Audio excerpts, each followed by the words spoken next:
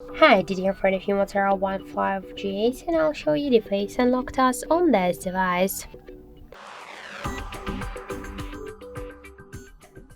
So just to I set up my face recognition a couple of minutes ago, and I will make a couple of tries to unlock the device with my face, and we will see how fast this feature is and does it works.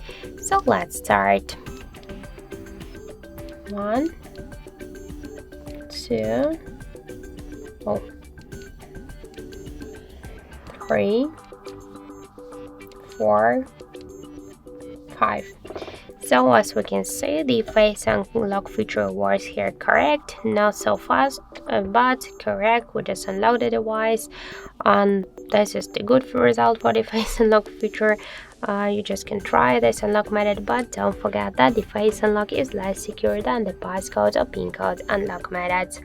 So that's it. Thank you for watching, and if you find this video helpful, don't forget to leave a like, comment, and to subscribe our channel.